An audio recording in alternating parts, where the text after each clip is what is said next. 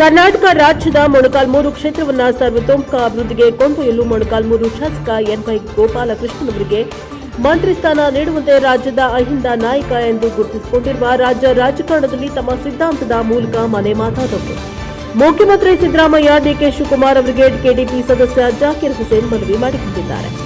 ನಾಯಕನಹಟ್ಟಿ ಪಟ್ಟಣದಲ್ಲಿ ಪ್ರಜಾಪವರ್ ಮೀಡಿಯಾದೊಂದಿಗೆ ಮಾತನಾಡಿದ ಅವರು, ಸತತವಾಗಿ 7 ಬಾರಿ ಶಾಸಕ ಎನ್.ವೈ. ಗೋಪಾಲಕೃಷ್ಣ ರಾಜ್ಯ ವಿಧಾನಸಭಾ ಚುನಾವಣೆಯಲ್ಲಿ ಗೆಲುವನ್ನು ಸಾಧಿಸಿದ್ದಾರೆ.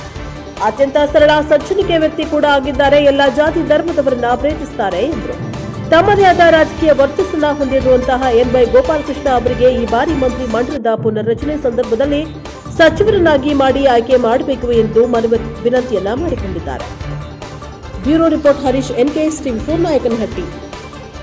ಅಂತ ಅಭಿವೃದ್ಧಿ ಅಧಿಕಾರರು ಇವತ್ತು ರಸ್ತೆಗಳು ನೋಡಿದ್ರೆ ಬೆರಳು ಇಟ್ಕೋಬೇಕು. ಬಂದವರೆಲ್ಲ ಹೊರಗಡೆಯಿಂದ ಬಂದವರೆಲ್ಲ ದಾವಣಗೆರೆಗೆ ಸಮಾನಾಂತರವಾದ ರಸ್ತೆಗಳನ್ನು ಮಾಡಿದ್ದಾರೆ. ಅಂತ ಅಭಿವೃದ್ಧಿ ಅಧಿಕಾರರಿಗೆ ಗೋಪಾಲಕೃಷ್ಣ ಅವರಂತರಿಗೆ ಮುತ್ಸದ್ದ ರಾಜಕಾರಣಿಗಳಿಗೆ ಕೊಟ್ರೆ ಏನಾದ್ರೂ ಒಂದು ಅಭಿವೃದ್ಧಿ ಆಗುತ್ತೆ ಅಂತ ಹೇಳಿ ನಮ್ಮ ಎಲ್ಲ ಪ್ರಗತಿಪರ ಸಂಘಟನೆಗಳ ಹಿತಚಿಂತನೆ ಇದು.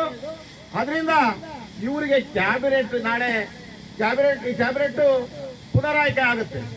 ಅದರಲ್ಲಿ ಈ ಇಬ್ಬರ ಇಲ್ಲ ಗೋಪಾಲಕೃಷ್ಣಗಾದ್ರೂ ಕೊಟ್ಟರು ನಮಗೆ ಸಂತೋಷನೇ, ಇಲ್ಲ ರಘುಮೂರ್ತಿ ಕೊಟ್ಟರು ಆದ್ರೂ ಸಂತೋಷನೇ.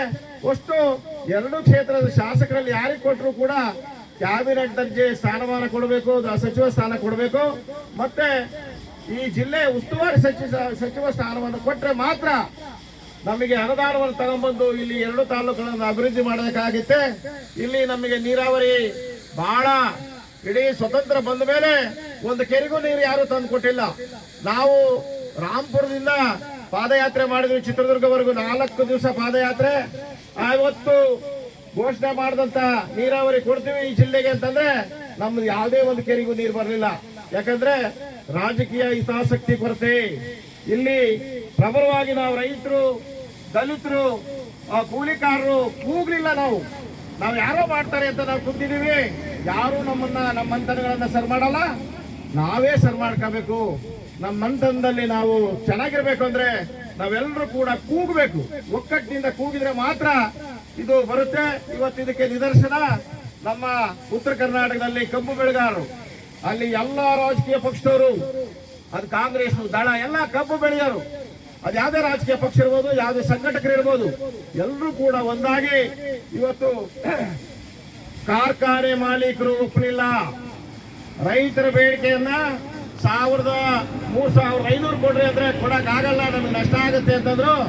ಅದಕ್ಕೆ ರೈತರು ಹೇಳಿದ್ರು, ನಷ್ಟ ಆಗೋದಾದ್ರೆ ಕಾರ್ಖಾನೆಗಳು ಯಾಕೆ ನಡೆಸ್ತಾ ಇದ್ದೀರಿ?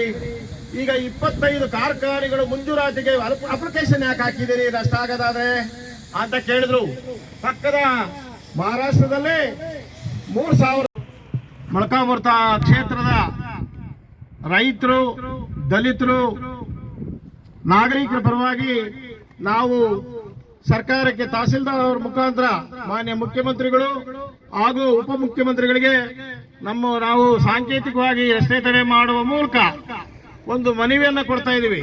ಉದ್ದೇಶ ಏನಪ್ಪಾ ಅಂದ್ರೆ, ಇಡೀ ರಾಜ್ಯದಲ್ಲಿ 75 ವರ್ಷಗಳಿಂದ ಸ್ವಾತಂತ್ರ್ಯ ಬಂದ ಮೇಲೆ ನಮಗೆ ಯಾವುದೇ ಸೌಲಭ್ಯ ಸಿಕ್ಕಿಲ್ಲ. ಈ ಕ್ಷೇತ್ರಗಳು ಬಹಳ ಹಿಂದುಳಿದಿದ್ದಾವೆ. ಯಾವುದೇ ಅಭಿವೃದ್ಧಿಯಲ್ಲಿ ಕಟ್ಟಕಡೆಯ ಒಂದು ಪ್ರದೇಶಗಳಾಗಿರೋದ್ರಿಂದ ತಹಸೀಲ್ದಾರ್ ಅವರ ಮುಖಾಂತರ ನಾವು ಮನವಿ ಮಾಡ್ತಾ ಇದ್ದೇವೆ. ಈಗೇನು ನೂತನವಾಗಿ ಸಚಿವ ಸಂಪುಟದಲ್ಲಿ ಮಾನ್ಯ ಈ ಕ್ಷೇತ್ರದ ಶಾಸಕರಾದಂತಹ ಎನ್.ವೈ. ಗೋಪಾಲಕೃಷ್ಣ ಅವರು 7 ಬಾರಿ ಆಯ್ಕೆ ಆಗಿದ್ದಾರೆ.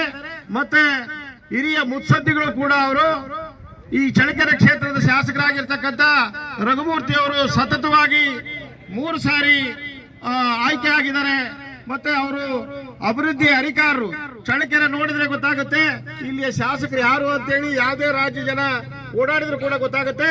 ಅಂತ ಶಾಸಕರಿಗೆ ಇವತ್ತು ಎಷ್ಟು ಮೀಸಲಾತಿ ಕ್ಷೇತ್ರಗಳು ಬಿಟ್ರೆ ನಮ್ಗೇನು ಅಭಿವೃದ್ಧಿ ಕೊಟ್ಟಿಲ್ಲ. ಇಲ್ಲಿ ಅನುದಾನ ಕೊಡಬೇಕು. ಅನುದಾನ ಬರಬೇಕಂದ್ರೆ ಮಂತ್ರಿ ಸ್ಥಾನ ಇದ್ರೆ ಮಾತ್ರ ಅನುದಾನ ಕೊಟ್ಟು ತಂದು ಮಾಡಕ್ ಸಾಧ್ಯ ಆಗುತ್ತೆ ಅಂತ ಹೇಳಿ ಒತ್ತಾಯಿಸಿ ಈ ನೂತನ ಸಚಿವ ಸಂಪುಟದಲ್ಲಿ ಕ್ಯಾಬಿನೆಟ್ ದರ್ಜೆ ಸ್ಥಾನಮಾನ ಕೊಡಬೇಕು. ಮತ್ತೆ ಜಿಲ್ಲಾ ಉಸ್ತುವಾರಿಗಳನ್ನ ಮಾಡಬೇಕು ಅಂತ ಒತ್ತಾಯಿಸಿ ನಾವು ರೈತರ 2 ಕ್ಷೇತ್ರದ ಜನರ ಪರವಾಗಿ ತಹಸೀಲ್ದಾರ್ ಮುಖಾಂತರ ನಾವು ಸರ್ಕಾರದ ಮುಖ್ಯಮಂತ್ರಿಗಳಿಗೆ ಮನವಿಯನ್ನ ಮಾಡ್ತಾ ಇದ್ದೇವೆ. ಈ ಮನವಿಯನ್ನ ತಾವು ನಿನ್ನೆ ಪ್ರಜಾವಾಣಿಯಲ್ಲಿ ವಿಜಯ ಕರ್ನಾಟಕದಲ್ಲಿತ್ತು, ಸಂಭಾವ್ಯ ಸಚಿವರ ಪಟ್ಟಿಯಲ್ಲಿ ಇವರಿಬ್ಬರ ಹೆಸರಿತ್ತು. ಅವರಿಗೆ ಮುಖ್ಯಮಂತ್ರಿಗೆ ಧನ್ಯವಾದ ಹೇಳ್ತಾ ಅದನ್ನು ಮುಂದುವರಿಸಬೇಕು ಅಂತ ಹೇಳ್ತಾ, ಈ ಸಚಿವ ಸ್ಥಾನವನ್ನು ಕೊಡದೇ ಇದ್ರೆ ಮುಂದೆ ಉಗ್ರ ಹೋರಾಟ ಮಾಡಬೇಕಾಗುತ್ತೆ ಅಂತ ಹೇಳ್ತಾ, ಮತ್ತೆ ಜೊತೆಗೆ ಚಿತ್ರದುರ್ಗ ಜಿಲ್ಲೆಯಲ್ಲಿ ಜಿಲ್ಲಾಧಿಕಾರಿಗಳು ಮತ್ತೆ ಜಿಲ್ಲಾ ರಕ್ಷಣಾಧಿಕಾರಿಗಳು ಈಗ ಹೊಸದು ಯಾವುದೋ ಒಂದು ನಿಯಮ ಮಾಡಿದ್ದಾರೆ. ನಮ್ಮ ಮಧುಕರ ನಾಯಕನ ಸರ್ಕಲ್ ಸಾರ್ವಜನಿಕರ ಆಸ್ಪತ್ರೆ ಮುಂದೆ ಬಸ್ಗಳು ಓಡಾಡ್ತಿದ್ವು. ಆ ರಸ್ತೆಯನ್ನು ಬಿಟ್ಟು ಇವತ್ತು ಹೈವೇ ಮೂಲಕ ಬಸ್ ನಿಲ್ದಾಣಗಳಿಗೆ ಹೋಗುವಂತ ಕೆಲಸವನ್ನು ಮಾಡಿದ್ದಾರೆ. ಇವತ್ತು ಚಳ್ಳಕೆರೆ ಗೇಟ್ನಿಂದ ಬಸ್ ನಿಲ್ದಾಣಗಳಿಂದ ನಾವು ಕಚೇರಿಗಳಿಗೆ, DC ಕಚೇರಿ, SP ಕಚೇರಿ, ಆರೋಗ್ಯ ಇಲಾಖೆ, ಶಿಕ್ಷಣ ಇಲಾಖೆ, ಮಾಧ್ಯಮದ ಶಾಲಾ ಶಿಕ್ಷಣ ಮತ್ತೆ ಮಕ್ಕಳು ಕೂಡ ಕಾಲೇಜುಗಳಿಗೆ ಹೋಗ್ಬೇಕಾದ್ರೆ ₹100 ಆಟೋ ಬಾಡಿಗೆ ಕೊಡಬೇಕಾಗುತ್ತೆ. ಈ ಆದೇಶವನ್ನ ತತ್ಕ್ಷಣವೇ ವಾಪಸ್ ಪಡೆದು ನಮಗೆ ಅನುಕೂಲ ಮಾಡಿಕೊಡ್ಬೇಕು. ಯಥಾಸ್ಥಿತಿ ಹಿಂದೆ ಹೆಂಗೆ ವಾಹನಗಳು ಮಧ್ಯದಲ್ಲಿ ಓಡಾಡ್ತಿದ್ವು ಅವನ್ನ ಅನುವು ಮಾಡಿಕೊಡ್ಬೇಕು ಅಂತ ಈ ಮೂಲಕ ಒತ್ತಾಯಿಸ್ತಾ ನಾವು ಮನವಿಯನ್ನ ಕೊಡ್ತಾ ಇದ್ದೀವಿ.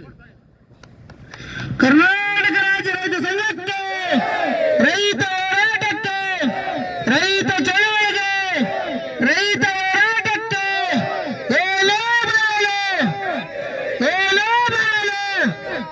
ಶಾಂತಿ. ಈ ಸಭೆಯನ್ನು ಕುರಿತು ಮಾನ್ಯ ದಂಡಾಧಿಕಾರಿ ಸಾಹೇಬರು ಮಾತಾಡ್ಬೇಕಂತ ನಾವು ಕೇಳ್ಕೊಂತ ಇದ್ದೀವಿ. ಕೊಡಕ್ಕಾಗಲ್ಲ ಅಂತ ಪ್ರಶ್ನೆ ಮಾಡಿದ ಮೇಲೆ ಇವರ ಧ್ವನಿಯಾಗಿ ಸಿದ್ದರಾಮಯ್ಯವರು ಕಾರ್ಖಾನೆ ಮಾಲೀಕರ ಜೊತೆ ಮಾತಾಡ್ಬೇಕಾದ್ರೆ ನಷ್ಟ ಆಗತ್ತೆ ಅಂತಂದ್ರೆ ಅಲ್ಲಿ ರೈತರು ಹೇಳ್ತಾ ಇದಾರಲ್ಲಪ್ಪ, ನಷ್ಟ ಆಗೋದಾದ್ರೆ ಕಾರ್ಖಾನೆ ಮಾಲೀಕರು 25 ಅಪ್ಲಿಕೇಶನ್ ಯಾಕೆ ಹಾಕಿದ್ರೆ ಹೊಸದಾಗಿ ಅಂತ ಕೇಳ್ತಾ ಇದಾರೆ. ಅದು ಪುತ್ರ ಕೊಡ್ರಿ ಅಂತ ಕೇಳಿದಾಗ ಅವರು ಮಣಿದ್ರು.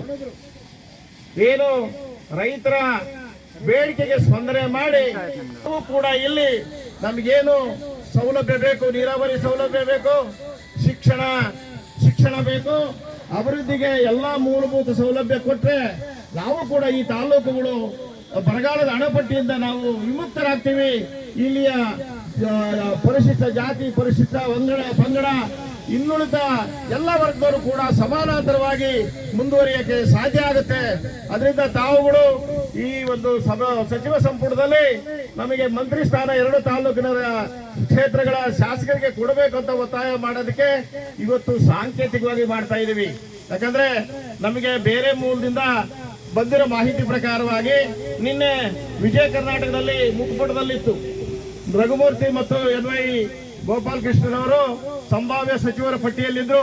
ಬಹಳ ಹೆಮ್ಮೆ ಇದು, ಕೂಗಬೇಕ್ರಿ ನಾವು. ನಮಗೇನು ಅನುಕೂಲ ಆಗಬೇಕು ಅಂತಂದ್ರೆ ಜನ ಕೂಗಿದ್ರೆ ಮಾತ್ರ, ಮಕ್ಕಳು ಹತ್ರ ಮಾತ್ರ ಹಾಲು ಕೊಡಕ್ ತಾಯಿ ಬರೋದು. ಸುಮ್ಮನೆ ನನ್ನ ಮಗು ಮನೆಗೆ ತಂದಂದ್ರೆ ಯಾರು ಹೊಟ್ಟೆ ಹಸಿವಾಗೈತಂತ ಅದು ಅಳಬೇಕು. ಹಂಗೆ ಆ ಕಾರ್ಯಕ್ರಮಕ್ಕೆ ನಾವು ಇವತ್ತು ಚಾಲನೆಯನ್ನು ಕೊಟ್ಟಿದ್ದೀವಿ. ನಮಗೆ ಮುನ್ಸೂಚನೆ ಸಿಕ್ಕಿರೋದ್ರಿಂದ ನಾವೆಲ್ಲೂ ಕೂಡ ಪ್ರಚಾರಕ್ಕೆ ಹೋಗಿಲ್ಲ. ನಾವು ಮುಖಂಡರೇ ಮಾಡೋಣ ಸಾಂಕೇತಿಕವಾಗಿ ಅಂತ ಹೇಳಿ ಇವತ್ತು ನಾವು ಮಾಡ್ತಾ ಇದ್ದೇವೆ. ಈ ಮುಂದಿನ ದಿನಗಳಲ್ಲಿ ನಾವು ಅತಿ ತೀವ್ರವಾದಂತಹ ಹೋರಾಟವನ್ನು ಕೈಗೆತ್ತಿಕೊಳ್ಳೋಕೆ ತೀರ್ಮಾನ ಮಾಡಿದ್ದೀವಿ. ಬಸ್ಗಳು ಏನು KSRTC ಬಸ್ಗಳು, ಖಾಸಗಿ ಬಸ್ಗಳು ಇವತ್ತು ಚಳ್ಳಕೆರೆ ಗೇಟ್ನಿಂದ ಮೇನ್ ರೋಡ್ ನಲ್ಲಿ ಹೈವೇಲಿ ಹೋಗಿ ಬಸ್ ನಿಲ್ದಾಣಗಳು ಸೇರುವಂತ ಕೆಲಸ ಆಗೈತೆ.